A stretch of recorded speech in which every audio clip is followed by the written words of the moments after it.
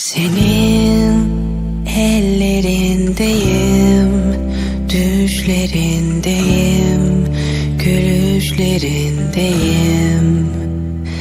Kaybolan soluk gidişlerin, canım sevgilim, artık ölmeyelim.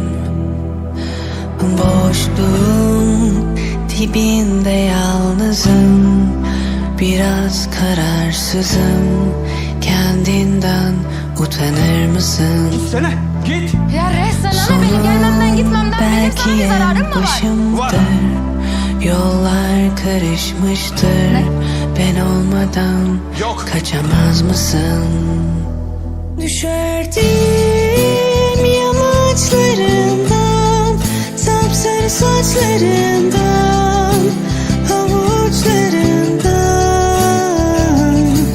Yine de kalkar severdim. Sen ne benim birinci mezun oldum. Özeldi.